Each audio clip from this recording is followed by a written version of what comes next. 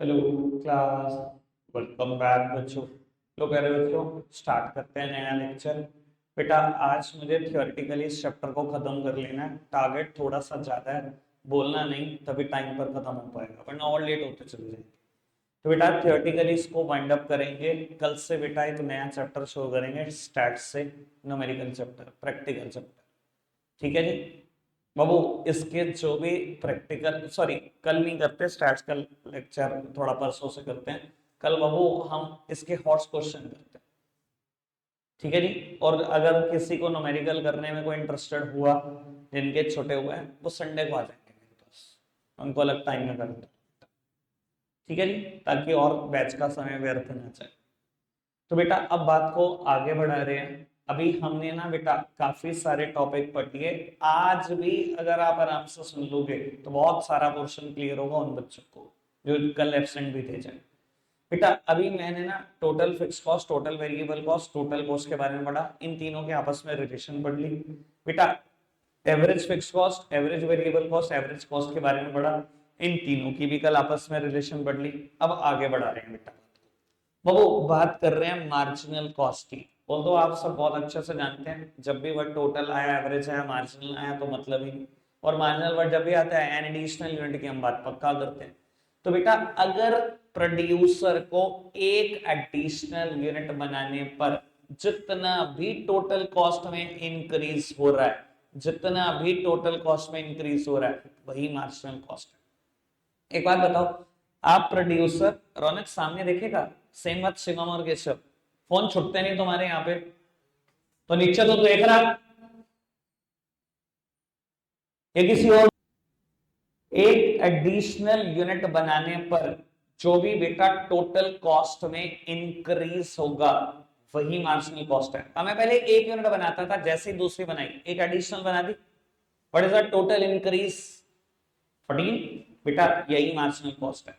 और इसको बेटा कैलकुलेट करने का कोई एक रास्ता नहीं है। अगर आप मार्जिनल कॉस्ट किसी भी लेवल पे कैलकुलेट करना चाह रहे हैं तो बेटा उस लेवल की टोटल कॉस्ट उठाओ और उसमें से बेटा पिछले लेवल की टोटल कॉस्ट माइनस कर दो।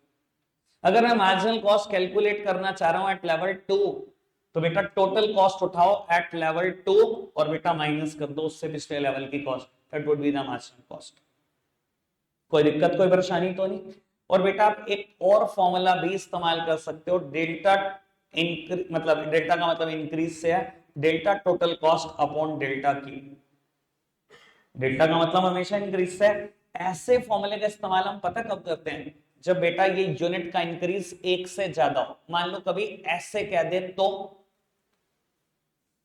कि पहले 10 यूनिट बनाते थे तो कॉस्ट इतनी आती थी, अब 20 बनाते हो तो कॉस्ट इतनी आती है। अब बेटा ज्यादातर केस में बच्चे क्या सोचते हैं, अच्छा जी टीसीएन माइनस टीसीएन माइनस 1। अब आप खुद सोचो क्या आप डेफिनेशन पे खरे उतरे?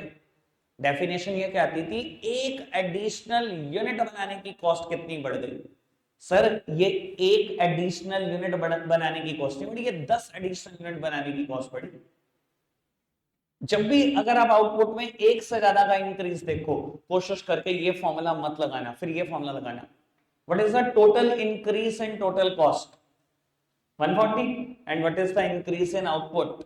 10। इससे पता लग गया कि एक एडिशनल कॉस्ट यूनिट बनाने की कॉस्ट 14 है, 10 एडिशनल बनाने की कॉस्ट 140 है, तो एक की कितनी है? 14। समझ में आती है बेटा बात? पक्का से बढ़ाएं बात को आगे। चलो जी बाबू, फटाफट से मार्जिनल कॉस्ट के बारे में पढ़ना, दो चार लाइन यहां तक पढ़ना, ये नहीं पढ़ना कि कुछ भी, यहां तक डन करो।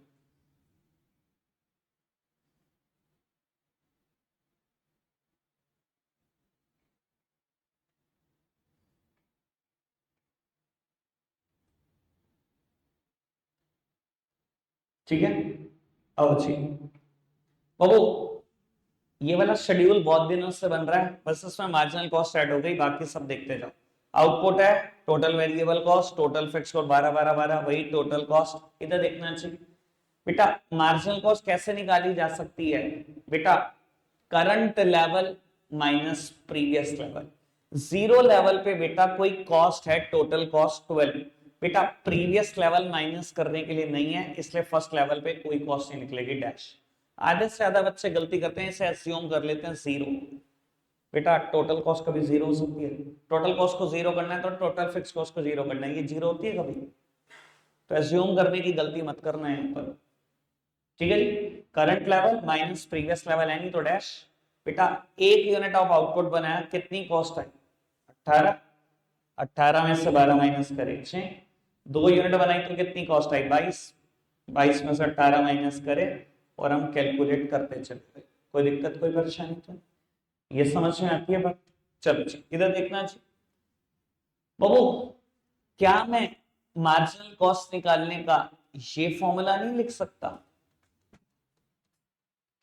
बेटा क्या मैं मार्जिनल कॉस्ट निकालने का ये फॉर्मूला नहीं लिख सकता?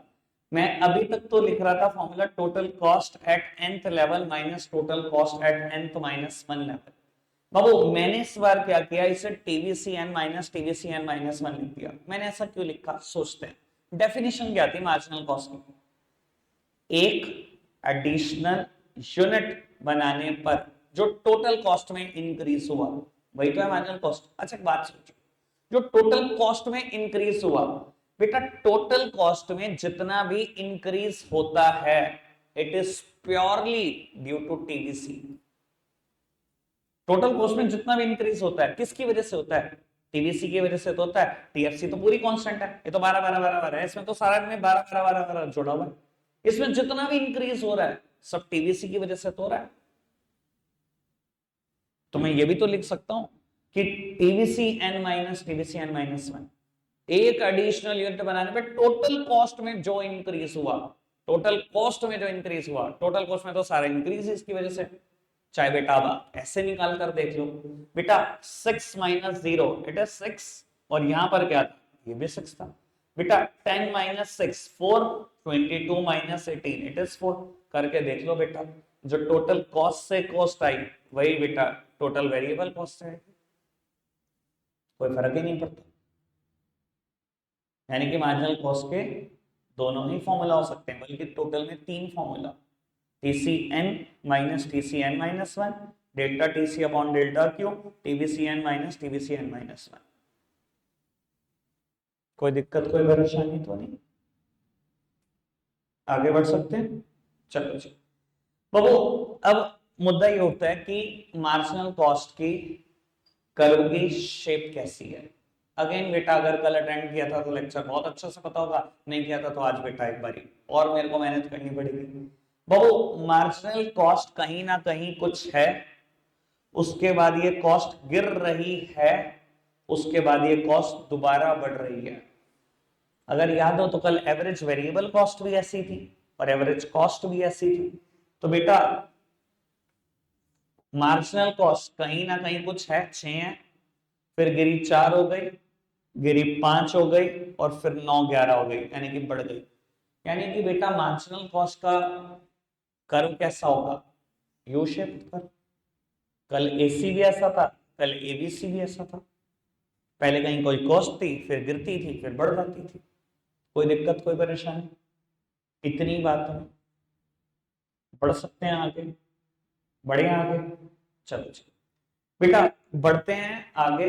अभी हमने ना आज बैक टू बैक 5 रिलेशन पढ़ दी हैं अलग अलग चीजों की, ठीक है जी। कोशिश करेंगे मैं बहुत जल्दी माइंड अप करूंगा, लेकिन बेटा आप समझने पर जोर देना अच्छे से। पहली रिलेशन पढ़ने जा रहे हैं बेटा, average cost versus marginal cost.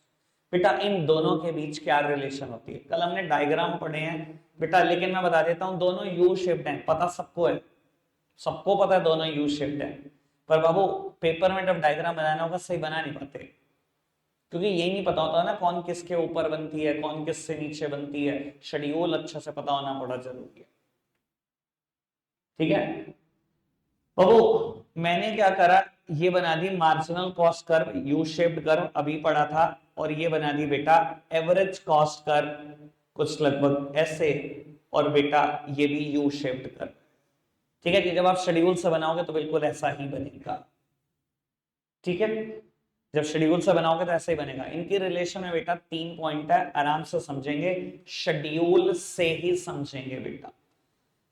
बाबू ये देखो जी, मैंने कर्व कुछ लगभग ऐसा ही बनाया है, ठीक है जी। शेड्यूल से बेटा इनके रिलेशन समझाता हूं, आप सब सामने देखते रहेंगे। बेटा आप इन दोनों को ढंग से कंपेयर करो, ये 3 लेवल पे देखो, 3 लेवल पे बेटा, इन तीनों लेवल पे AC बड़ा है MC से, यानी कि बेटा लिख सकता हूं MC is less than AC, AC बड़ा है MC से। और बेटा इन तीनों ही पॉइंट पर आप क्या लिखोगे बेटा, when MC is less than AC, AC falls with the rise in output, AC fall होएगा, गिरेगा जैसे जैसे आउटपुट बढ़ेगा। कोई दिक्कत कोई परेशानी तो नहीं। दूसरा पॉइंट बेटा, AC is equals to MC, AC is equals to MC. When AC is equals to MC, AC at its minimum point. हमेशा AC अपने मिनिमम पर होगा। देखना जी AC अपने मिनिमम पे है कि नहीं है जब MC के बराबर, 9 ही तो है इसका मिनिमम, ठीक है जी। एंड लास्ट वन बेटा, when MC is greater than AC, जब MC बड़ा होगा AC से तो क्या होगा, AC again tend to rise with the rise in output, AC फिर दोबारा बढ़ना शुरू कर रहा है जैसे जैसे आउटपुट बढ़ रहा है। पहले AC गिर रहा था, फिर मिनिमम पर आया, फिर दोबारा बढ़ना शुरू कर दिया, 9 के बाद 9:40 हो गया। कोई दिक्कत कोई परेशानी तो नहीं, समझ में आ रही है बात। ये देखो जी बेटा, शुरू में AC is greater then MC, ये देखो ये तीनों पॉइंट 1 2 3, पहले पॉइंट पे AC कितना ऊपर है MC कितना नीचे, AC फिर ऊपर है MC नीचे, AC फिर ऊपर है MC नीचे, फिर कहीं बेटा दोनों बराबर होते, then MC is greater than AC। ये देखो ये फिफ्थ पॉइंट, मार्जिनल कॉस्ट ज्यादा है, एवरेज कॉस्ट काफी नीचे उससे। ये है शेड्यूल का कमाल। अरे शेड्यूल बताओ कैसे डायग्राम गलत हो रहे और कैसे रिलेशन गलत लिखा पेपर, कोई दिक्कत कोई परेशानी तो नहीं, पक्का से बात समझ में आती है बेटा। अगली रिलेशन मुझे बतानी है average variable cost and marginal cost में। और एक बात बोलो, cut copy paste same, cut copy paste same, मतलब कोई फर्क ही नहीं है। लो मैं आपको प्रूव भी कर देता हूं। अगर मैं इस रिलेशन में जहां जहां AC लिखा है ABC लिख दूं, सब कुछ सेम होगा। यानी कि शुरू में when marginal cost is less than average variable cost, average variable cost falls with the rise in output. When marginal cost is equals to average variable cost at its minimum.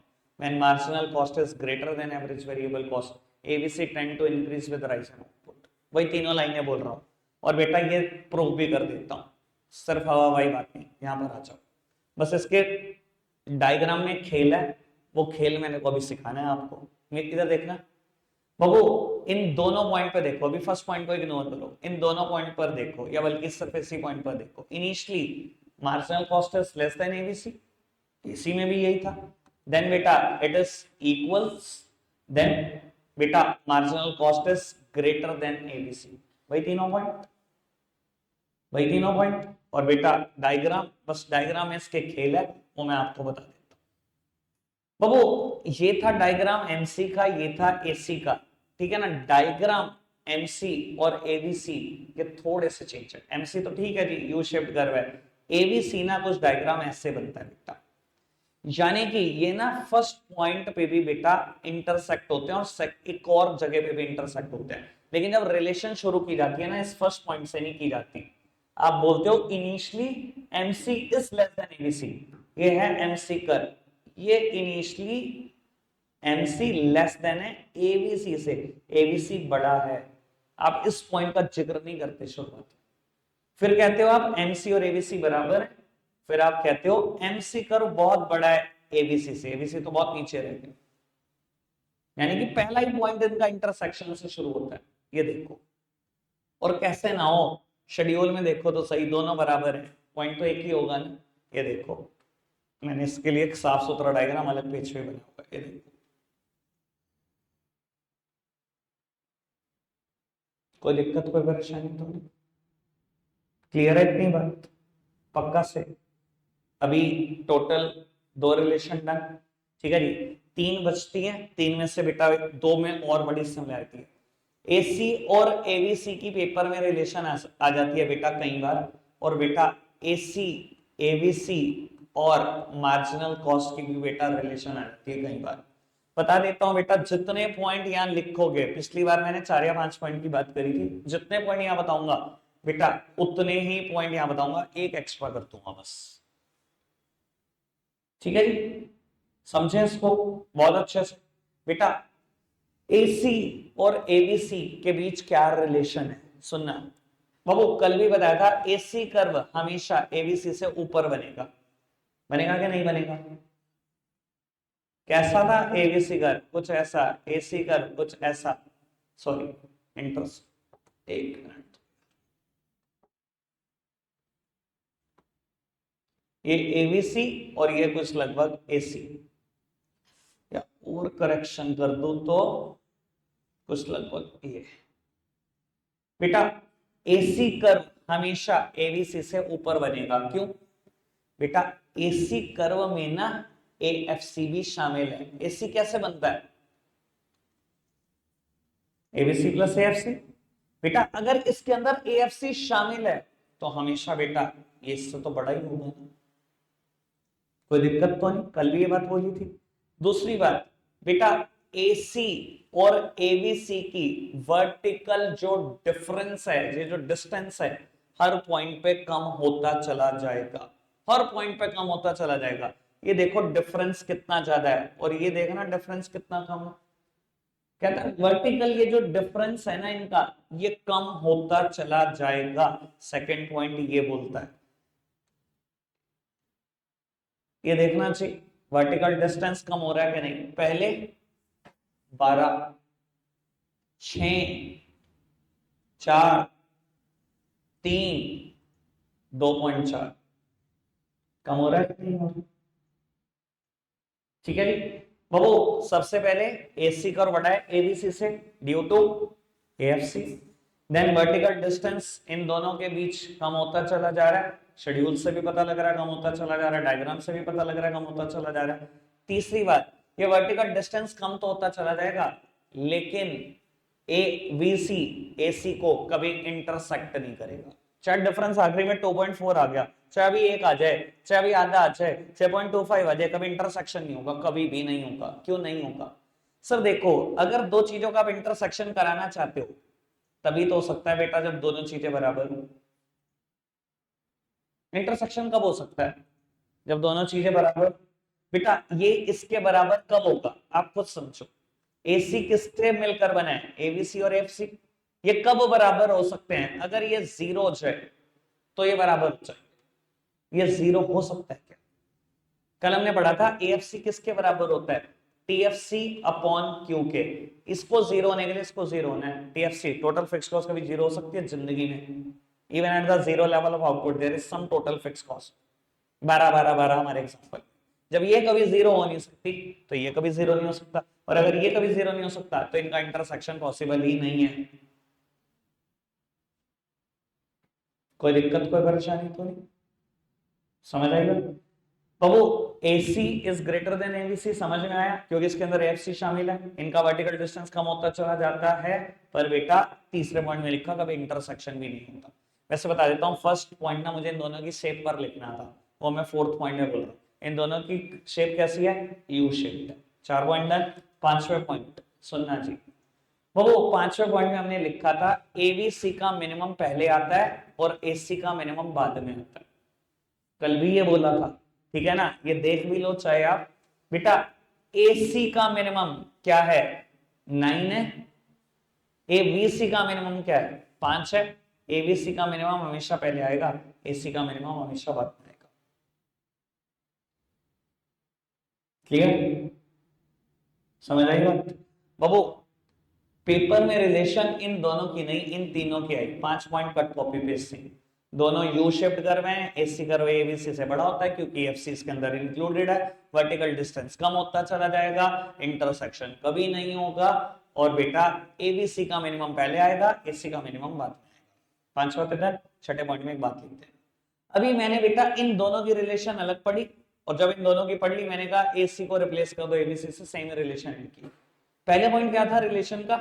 When MC is greater than, sorry, MC is less than AC, then AC tends to falls with rise in output. Second point, when MC is equals to AC, AC at its minimum. और तीसरा point भी पढ़ा, same बात ऐसी थोड़ी, when MC is equals to ABC, ABC at its minimum. तो यही बात लिख देना सिक्स्थ पॉइंट में कि एमसी कर्व जब भी एसी कर्व को काटेगा तो एसी मिनिमम पर होगा, एमसी कर्व जब भी एबीसी को काटेगा तो वो उसके मिनिमम पर होगा। बस, कोई दिक्कत कोई परेशानी तो नहीं। चार रिलेशन डन। और जिन्होंने अटेंटिवली सुना है, मुझे लगता है 99% बच्चा आज अटेंटिवली सुन रहा है, ऐसा कोई बच्चा नहीं है जिसको कह दे कि समझ नहीं आया जी ये बात। ठीक है जी, 10 दिन के अंदर अंदर 2 बार चैप्टर कर दिया।